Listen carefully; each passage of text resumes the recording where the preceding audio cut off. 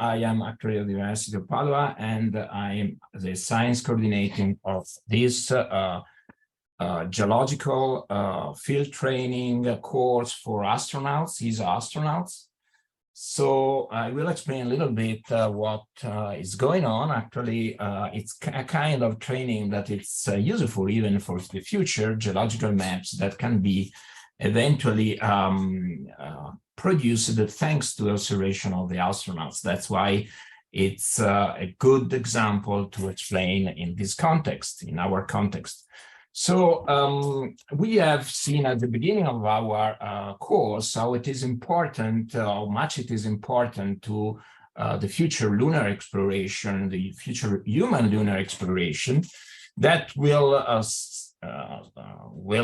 bring the astronauts, the next generation of astronauts, the first woman and the next man, to the surface of the moon by the 2026, more or less, and finally to remain there with a potential stable settlement and with a sequence of different missions at the beginning, and we have already started the missions for preparing the path for orbiter orbiting around the moon that will host astronauts. And then there will be, as I said, in 2026, the first mission, human mission landing on the moon. And afterwards, a series of missions that will be supported by different space agencies. It's not only NASA, which is actually the coordinator, but there are even ESA, JAXA, the Canadian Space Agency, and other agencies that will support this kind of efforts together with private companies. And the idea is to remain there, as I said, and prepare for the future step forwards for human exploration towards Mars. So if we see here, we have, as I said, the first phase, which is boots on the moon, which is the phase that is preparing nowadays for having the first human on the first new generation of astronauts landing on the surface of the moon. And afterward, there will be several exploration missions that envisage the presence of a crew or even two crews of astronauts, of two people that will rover with pressurized rover around the moon, and even with the more light rover on the moon itself. There will be cargo from the European Space Agency that you see to the right, bringing there the material that are needed for the astronaut for their exploration and stay on the moon, and other kind of support from other space agencies. As I said, for example, the pressurized rover will be produced by the Japanese space agency. And so the next idea is to explore and remain there. And the main goals for the science are different kind of goals. There are the science of the moon, so relating to the evolution of the moon, the geological evolution of the moon, the tectonism, the volcanism, the impact processes to be studied regolith, the primordial crust that is typical of the moon. It's the one that actually we are sure of it, and it's very ancient, and we don't find it actually on Earth, and all the geologic stuff. Then there is the science on the moon, the science that can be done on the moon to understand the habitability of the Earth-Moon system, the life in the universe, survival capability, the physiological and medicine studies, and space physics, and observing the impact rate nowadays, and the science from the moon, which is looking to the universe. Together with that, there is a lot of other objectives which are related to our stable settlement, future stable settlement on the moon itself, which is related to the resources. So the in situ resource utilization, how to find, exploit, and use the resource that we may find on the moon, or that we will be able to find on the moon, and sustain the missions there and foresee, in order to foresee other missions on other planets. And it's particularly important for this point, the water that can be found in the polar regions on the moon. So for all these kind of activities, and for the geological exploration and for the research, exploitation, but even finding, is important to have the human being there, because there are no substitutes. No robots can substitute the skills of an astronaut, train an astronaut in geology, in finding the right place, understanding the context of the place where you are, take the samples, have a real idea of the situation that we may have there, and the mobility, which is much more effective on any robotic systems on the moon. So for these reasons, already are planned some plans for the exploration of the moon. And this is, for example, a plan for 1 month, so one lunar day of the moon. So if you see here, I don't know if you see my arrow, but in any case, at the beginning, we have the landing, we have the pressurized rover, a lunar terrain vehicle that will arrive at the landing point. The crew will take these vehicles to arrive to the cargo lander, in order to take all the material they need and provide, they will take this material to the fixed surface habitat in which they will stay there. And after this part, there will be a different kind of exploration, the exploration close to the habitat at the beginning, and different kind of operations for exploration on different sites with 2 crews in the pressurized rover and the light vehicles. For all of that, it is clear that for Artemis, it's important to have astronauts that are trained and should follow course in geology and planetary science, and training to collect a variety of samples on the surface. So in 2016, when all of that was still not established, with ESA, we propose a course, which is PANGAEA course, Planetary Analytic Geological and Astrobiological Exercise for astronauts, that was aiming to train in field science and on planetary analogs environments the astronauts. So we began actually our course before even, before it was thought the plan for exploring the moon again. And we provide the knowledge of how to relate with the different terrain in different planetary analog contexts to the astronauts.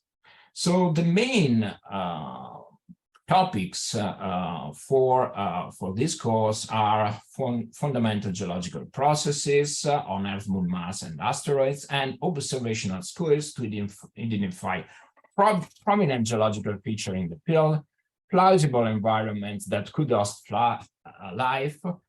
We train them to conduct efficient sampling and to report correctly to the ground their observation, and all of that inside the constraints that are the operational constraints and the strategy and the plans of the traverses, and the using analytical tools that assist planetary exploration. So the first point are the analogs. Actually, PANGAEA session are 4 in different kind of analogs for different kind of planetary surfaces. For example, we start on the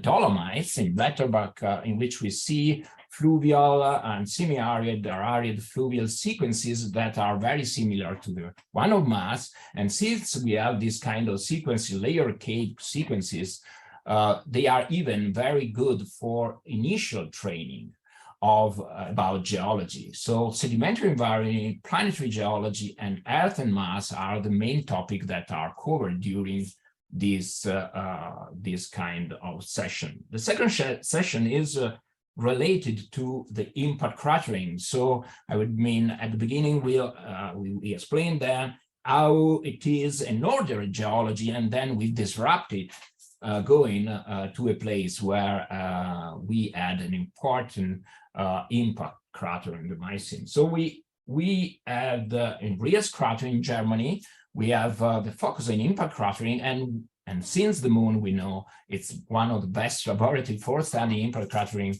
we introduced the lunar geology there and even meteorites and small bodies.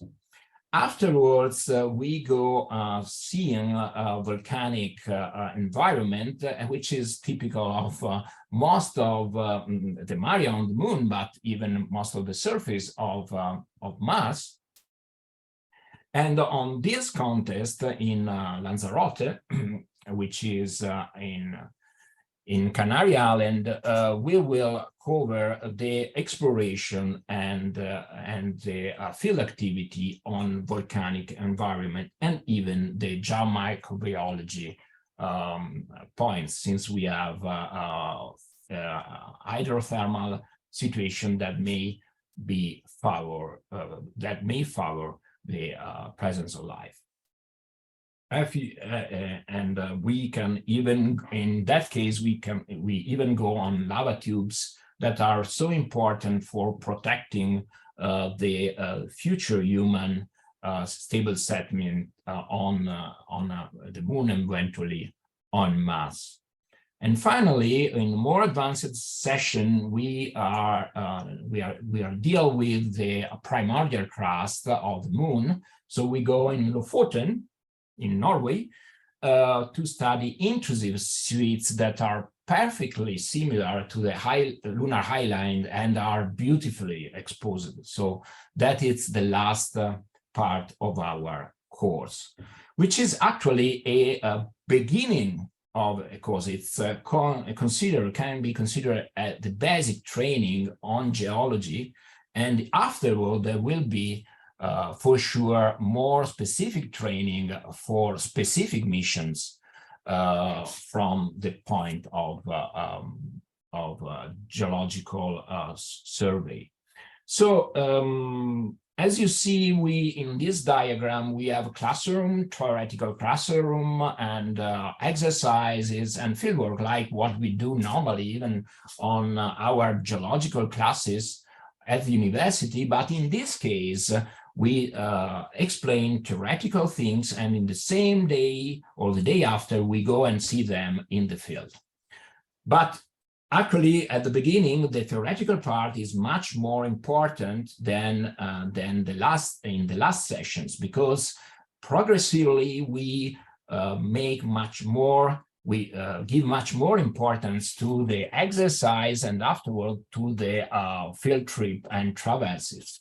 So at the beginning, the astronauts are accompanied during their geological traverses and activity in the field for sampling, and afterwards, for example, in the last two sessions, Lanzarote and Lofoten, they have much more traverses, and at the given point, they have their self-directed traverses. So they are actually autonomous in doing their traverses and communicate their observation to the science team background. So the skills that are important for any kind of geological survey is actually the observational skill. And as you see there everyone is drawing, because when you are drawing, you are actually observe a landscape and the details, and you are able to put the details inside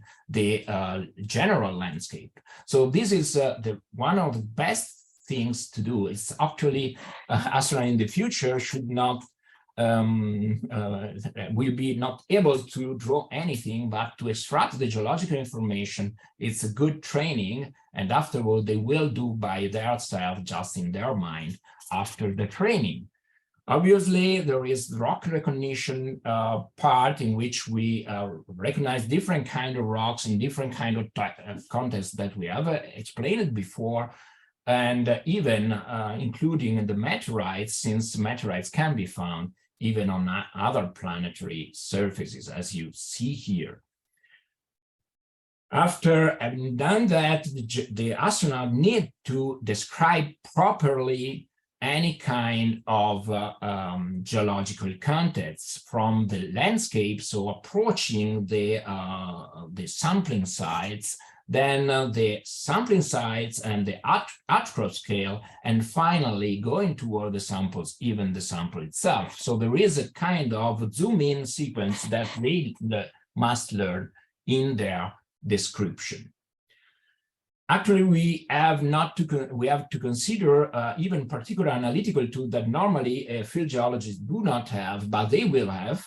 For example, the spectrometer, in order to understand the composition of the material that they will find, the microscope, in order to see how the rocks look at microscope situation, and then normal pictures, because in order to have a real, give to the science background a real situational awareness, they need to know even how should be describe the site and even covered with the right pictures.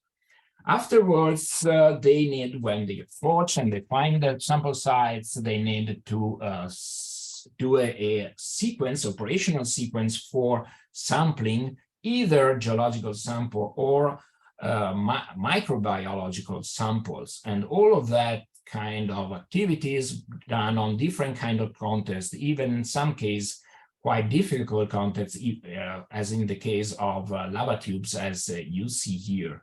And in particular, there are very much more difficulties for sampling microbiological samples. So their activity should be always documented and communicated to the ground and with the science team.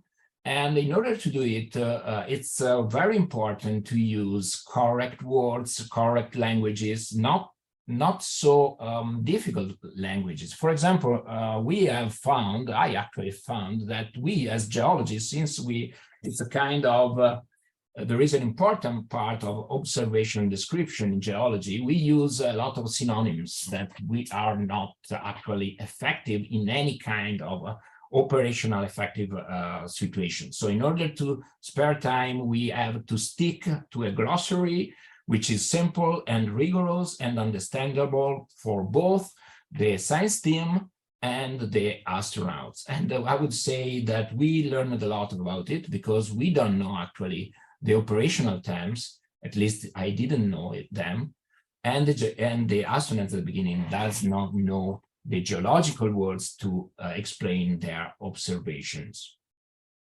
We are helped on that kind of activity with the use of the electronic field book, which is a field book that has been produced from PANGAEA team. And it's able to connect the aerocom and the science backroom, the aerocom, and the would say the astronauts that are involved in extravehicular activity. In this electronic field book, everything is collected. So it is collected, the traverses, they are collected, the sites are collected, all the samples, they are collected, the compositional spectral signatures, the microscope observations, so that everyone are aware of what the astronauts are doing, and they can, even using the electronic field book, say them to go in a traverse or change a bit of the traverse because of of risks or of scientific objectives that may change during the traverse. So it's a very effective tool for communication with the astronauts themselves. As I said, we have at a given point, we have to do traverses, and some of them are autonomously carried on by the astronauts. So we have all the part of traverse planning before the traverse, in which we focus on some specific science objectives, because actually all the sites where we go are subject of study or research by the instructors that are coming from different parts of the Europe. So there are different kind of professor from Italy, Germany, Spain, and local expert in Norway. So I would say in France. So there are a big group of team of science experts following the astronauts and having their own research objective on the analog side themselves. So the science objectives and the traverses are defined on the basis of the given subjects, and are defined together with the astronauts. And together with the astronauts, in some cases, we also use the virtual reality in order to prepare them to the traverse, and using a reconstruction of the environment that is similar to what can be seen from the data that we may have available on the moon before the exploration of the astronauts themselves. So we plan the traverse even with virtual reality. So the team during the self-guided traverse should take care of safety, time limits. They have time constraints, as they may have, they surely will have on the moon, and the exploration goals, as I said, and the scientific goals, that are actually two different things. Exploration and science are two different things. In one case, you explore the territory, you expand your knowledge of the situation, of the context of the territory. In the other case, the science goal is a scientific objective. So you may stay in a given territory that is known, and you explore deeply the science there. So there are two different things and two different things that should be balanced in any kind of human exploration of planetary surfaces. Because in order to have the much more effectiveness, both in exploration and in science, then they should communicate everything to the ground, and most importantly, they should be flexible.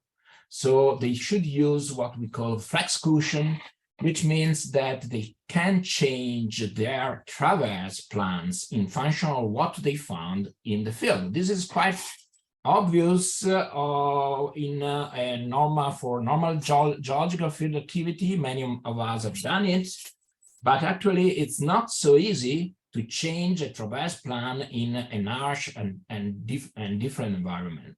There should be a limitation, but we should be always, and the astronauts should be trained to be open-minded even in the traverse, because they may find something which is out of context or unexpected. They should be able to recognize it and change their plan. Another important thing is the teamwork, which is very important in order to be very effective and very fast for finding actually mainly for the sampling, because we need, and even to find the right sample size. And we have found with our experience that the most efficient crew is of two astronauts. During all our activity, we have a kind of AD model. So like normally we have when we prepare a course, so we design a course, we develop the course, both the ESA space training team and the instructors. Then with some expert in site and logistic, we implement the activity in the field, and then we carry on the activity with the trainees, so the astronauts. And afterward, in the basis of their analytical point of view, we can change our plan, or actually we change our plan, and we improved our course every year, which is actually what we do even on this GMAP course of geological mapping. We collect all of your opinions on the course, and we can and we develop the next course in function of your opinion. This time the opinions were done by different kind of astronauts. Up to date, we had 7 ESA astronauts, 2 NASA astronauts in the last 2 years, and 1 Roscosmos astronauts in the 5 edition we had up to date. So I would leave now a little bit a video in which you can see the activity, why we are doing it. I hope it will work, and you will hear. Do you hear something? No. No. Yeah. And now? And here?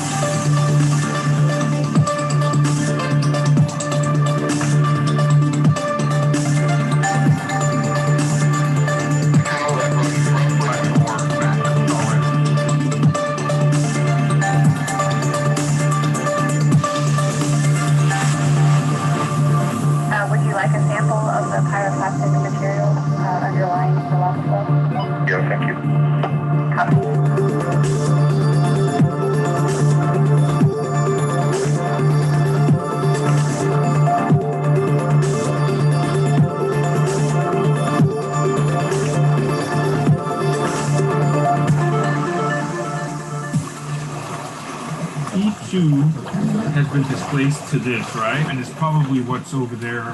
Because it kind of goes down here. There's this one right here. Kind of with a wedge. So ground for the A2 photos that I just sent where we got a fresh sample. And Casualties, biosense, some patchy material.